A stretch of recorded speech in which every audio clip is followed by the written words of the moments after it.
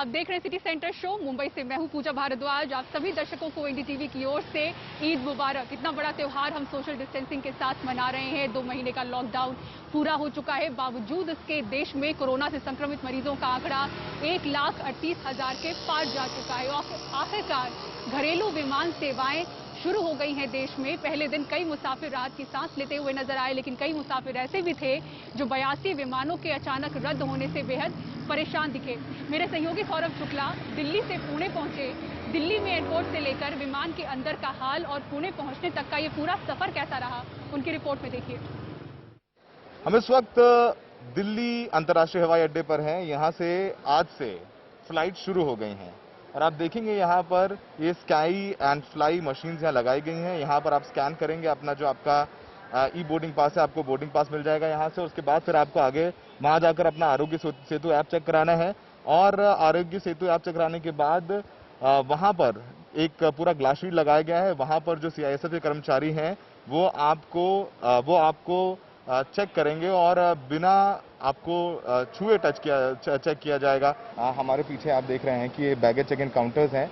देखेंगे कि ज़्यादातर जो बैगेज चेक इन काउंटर्स हैं वो खाली हैं। सबने आप देखेंगे एयर इंडिया का क्रू है, सबने मास्क लगा रखे हैं। फ्लाइट शुरू हो गई और हम सिर्फ बोर्डिंग गेट के बाहर हैं। जो पुणे फ्लाइट जिस पे हम जा रहे हैं उसके सारे जो पैसेंजर्स हैं वो यहाँ पर मौजूद हैं। आप देखेंगे कि हर जो सीट है उसमें 3 जगह हैं कुर्सियां बैठने की। बीच वाली कुर्सी छोड़ी गई है सोशल डिस्टेंसिंग के लिए। हम इस वक्त दिल्ली पुणे की फ्लाइट में हैं और आप देखेंगे कि जो है यहाँ पर जो बुकिंग है वो मिडिल सीट में नहीं ली गई है, तो ये बीच की सीट खाली है। आप अगर देखेंगे तो आपको यहाँ पर नजर आएगा कि जो दूर तक भी पीपी किट्स में जो है एयर हॉस्टेस हैं जो कि आपको सर्व कर रहे हैं, लोगों को बता रहे हैं, समझा रहे हैं। दिल्ली से पुणे पहुंच गए हैं और जिस फ्लाइट में पहुंचे हैं उसके कैप्टन हमारे साथ हैं और उनका क्रू हमारे साथ है। निकिता, आप कैबिन क्रू हैं, पीपी किट में पहली बार फ्लाई करें 2 महीने बाद, एक्सपीरियंस कैसा है? बहुत परेशानी है इसमें काम करने में। बहुत सारी तकलीफें होती हैं, चलने में, खाने में, कुछ बहुत। पीपी किट में थोड़ी तकलीफ हो रही है। टीवी के माध्यम से क्या कहना चाहेंगे दर्शकों को एज अ कैप्टन, जो लोग जर्नी करने वाले हैं अभी? मैं सबसे ये कहूंगा, अगर जरूरी नहीं है तो ट्रेवल ना करें, अपने घर पर रहें और सेफ रहें। कैबिन क्रू भी देखिए पीपी किट में है। इसके अलावा कैप्टन भी हिदायत दे रहे हैं कि अगर जरूरत ना हो तो घर से ना निकले, लेकिन जरूरी है तो निकलें, तो मास्क लगा के, फील्ड शीट लगा करके पूरी सुरक्षा के साथ निकले। पुणे में मनु नायर के साथ Saurabh Shukla, NDTV India.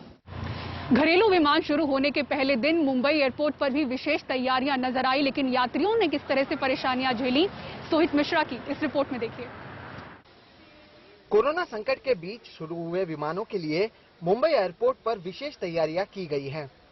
Social distancing को देखते हुए एयरपोर्ट पर कई बदलाव किए गए हैं, पर रविवार देर रात तक महाराष्ट्र और केंद्र के बीच में विमानों को लेकर हालात साफ नहीं होने का असर ये हुआ कि लोगों को फ्लाइट की जानकारी देरी से मिली और कई लोगों की उड़ान रद्द भी हो गई। 1 बजे फ्लाइट कंफर्मेशन हुआ। तो रात में 1 बजे हुआ। और क्या गाड़ी अवेलेबल थी या आप लोग कैसे आए एयरपोर्ट? पर्सनल मैंने किसी से बोल के करवाया। क्यों, वरना टैक्सीज नहीं मिल? नहीं, कुछ नहीं है। लास्ट 10:30 बजे रात को we confirmed it was operational. अभी यहाँ आके पता चलता है कि it has been cancelled.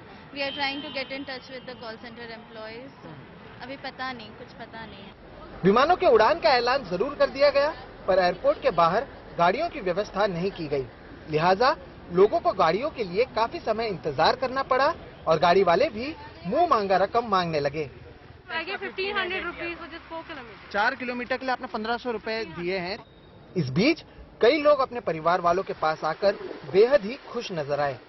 Eid के दिन हिना कुरैशी अपने परिवार वालों से 3 महीने बाद मिलकर बेहद ही खुश नजर आई।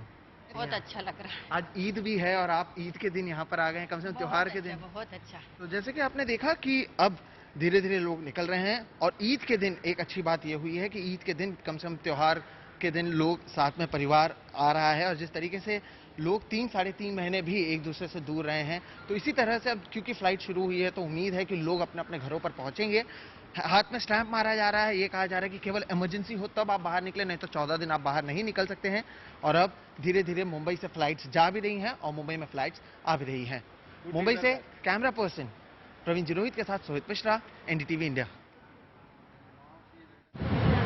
घरेलू उड़ान की शुरुआत के पहले दिन लॉकडाउन में फंसे कई यात्रियों ने अपने मंजिल की ओर सफर तय किया। इन यात्रियों में शामिल रहा एक खास बच्चा जो कि 5 साल का था और दिल्ली से बेंगलुरु अकेले पहुंचा। दरअसल 5 साल का विहान शर्मा लॉकडाउन में पहले दिन अपने दादा दादी के पास गया था और पिछले 3 महीने से वहीं रह रहा था। लॉकडाउन होने की वजह से वो दिल्ली में ही फंसा रहा। आज आखिरकार उड़ानें शुरू होने के बाद वो दिल्ली से बेंगलुरु पहुंचा और अपनी मां से मिला। मां एयरपोर्ट पर इंतजार करती दिखी। कोरोना वायरस के संक्रमण के चलते मां अपने बेटे को गले तो नहीं लगा सकी, लेकिन अपने बेटे को देखकर बहुत भावुक नजर आई।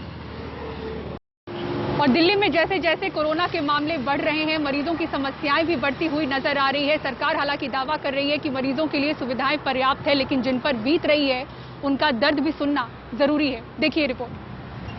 हम लोग दिल्ली जैसे शहर में रह के, मतलब एक कैपिटल में रहते हैं, हम इंडिया के कैपिटल में रहते हैं और इतना हेल्पलेस अपने आप को फील कर रहे हैं।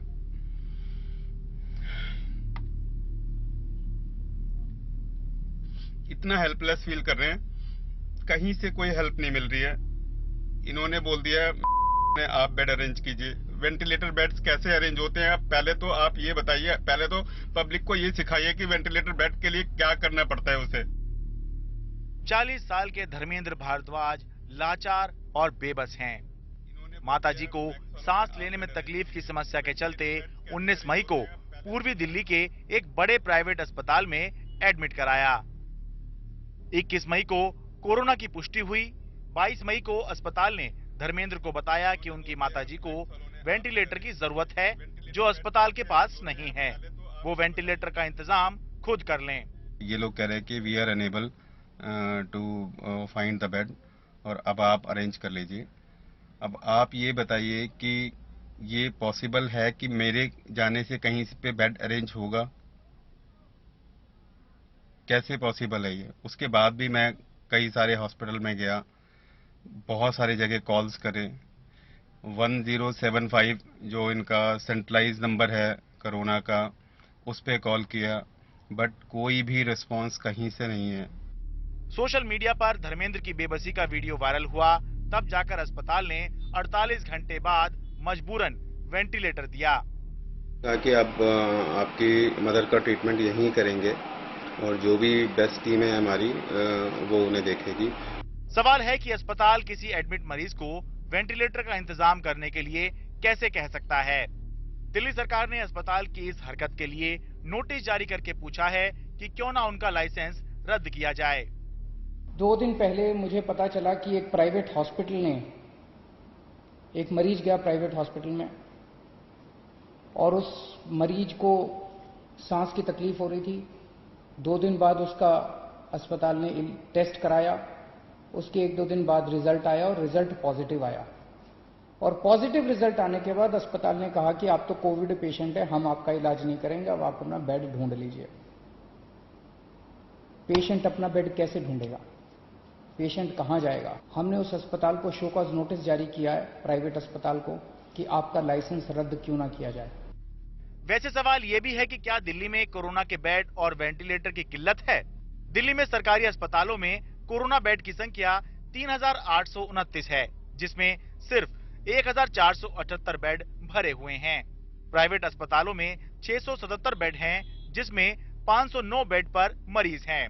सरकारी अस्पतालों में 250 वेंटिलेटर उपलब्ध हैं, जिसमें सिर्फ 11 पर मरीज हैं, जबकि प्राइवेट अस्पतालों में 72 वेंटिलेटर उपलब्ध हैं, जिसमें सिर्फ 15 पर मरीज हैं। सोमवार से दिल्ली सरकार ने प्राइवेट अस्पतालों में 2000 बेड और कोरोना के लिए रिजर्व रखने का आदेश अस्पतालों को दे दिया है।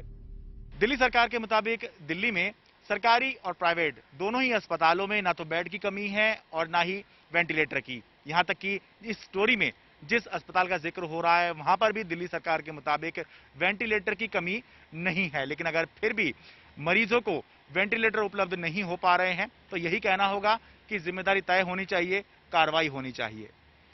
दिल्ली से मैं शरद शर्मा, एनडीटीवी इंडिया। और इसी के साथ सिटी सेंटर शो में रुकेंगे एक ब्रेक के लिए। ब्रेक के बाद आपको दिखाएंगे टिड्डी दल का आतंक।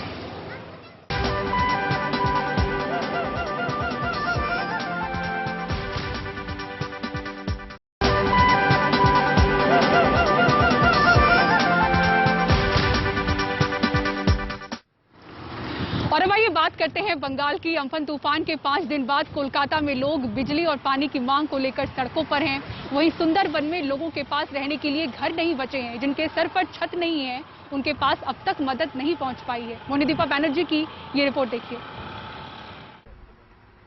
सुंदरबन के गांवों ने 2009 में आइला और 2019 में बुलबुल नाम के चक्रवाती तूफानों का सामना किया, लेकिन मातला नदी के किनारे रहने वाले बसंती ब्लॉक के लोगों ने इनसे कोई सबक नहीं लिया। बुलबुल अपने साथ तेज हवाओं का तूफान लाई तो आइला में खतरनाक ऊंची लहरों ने तबाही मचाई। अब अम्फन ने एक दोधारी तलवार की तरह तेज हवाओं और ऊंची लहरों से एक साथ कहर बरपाया। सब खत्म हो गया, कुछ नहीं बचा। बक्से में सारा सामान था, सब चला गया। सरकार से हमें कोई मदद नहीं मिली है, चावल भी नहीं। सरकार हमारी तरफ देख ही नहीं रही। अगर लॉकडाउन नहीं होता तो मैं शायद घर के बाहर होता और मैं अपने माता पिता बच्चों को कभी नहीं देख पाता। मातला नदी के तेज प्रवाह के साथ आए तूफान ने यहां सब तहस नहस कर दिया है। सिर्फ 1 नंबर गोरानबोस गांव में तकरीबन 250 घर तबाह हो गए। तकरीबन 10 परिवारों का तो सब कुछ खत्म हो गया। घर, बकरियां, बर्तन, साइकिल सब अम्फन की भेंट चढ़ गए। और अब समुद्र के खारे पानी ने इनकी जमीन भी नष्ट कर दी है। यहां अब बरसों खेती करना मुश्किल साबित होगा। न बिजली है, न पीने का पानी, और सरकारी मदद का भी कोई अता पता नहीं। उस रात को ये मातला नदी खड़ा होके आपड़ा 1 नंबर गुरानबोस गांव के अंदर ये एम्बैंकमेंट क्रॉस करके तोड़ के, और मेरे पीछे आप देख रहे हैं ये गांव के लोग, उन्होंने आइला में 10 साल पहले उनका काफी नुकसान हुआ था, पर अम्फान ने उनका तबाह कर दिया सब कुछ। बासंती से जीडी शंकर के साथ मैं मोनिदीपा बैनर्जी, एनडीटीवी इंडिया के लिए। और अब ये बात करते हैं राजस्थान की, जो कि कोरोना के आतंक के साथ साथ टिड्डियों का भी आतंक झेल रहा है। जयपुर जैसे शहर से कई इलाकों से गुजरते हुए टिड्डियों का ये दल दौसा तक पहुंच चुका है और कृषि विभाग अब ड्रोन के जरिए इस पर रोकथाम के लिए कीटनाशक का छिड़काव करवाएगा।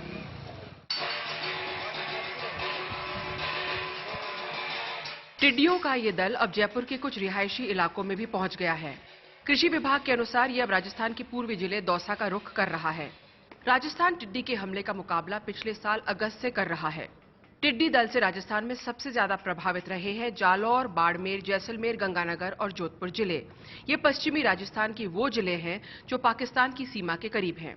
यहाँ सरकार ने फसल को हुए नुकसान की गिरदावरी शुरू कर दी है, लेकिन कुछ आंकलन के मुताबिक सैकड़ों करोड़ों का नुकसान हुआ है। कहा जा रहा है कि टिड्डी दल अफ्रीका से सऊदी अरब के रास्ते ईरान होते हुए बड़ी मात्रा में पाकिस्तान के रास्ते पश्चिमी राजस्थान में प्रवेश करता है। राजस्थान में ये जयपुर से दौसा की तरफ जा रहा है और मध्य प्रदेश, हरियाणा और उत्तर प्रदेश की सरकारों को भी इनके बारे में चेताया गया है। टिड्डी दल पर केमिकल से स्प्रे करके इनको छोटे टुकड़ों में बांटा जाता है ताकि इनका प्रकोप कुछ कम हो सके। राजस्थान के 33 में से 16 जिले इससे प्रभावित हैं। अब सरकार के लिए अगली बड़ी चिंता है खरीफ की फसल, जिसकी अब 1.5 महीने बाद बुआई होनी है, क्योंकि राजस्थान का 70% कृषि उत्पाद मानसून के समय में होता है। जयपुर से हर्षा कुमारी सिंह, एनडीटीवी इंडिया। और सिटी सेंटर शो में फिलहाल मेरे साथ इतना ही, लेकिन जाते जाते छोड़े जाते हैं लॉकडाउन में महामारी के इस बीच लोगों ने ईद का त्योहार किस तरह से मनाया, उसकी झलकियों के साथ। नमस्कार।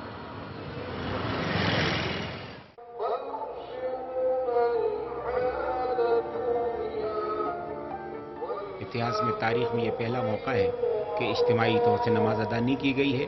लोगों ने घरों के अंदर ईद की नमाज पढ़ी है।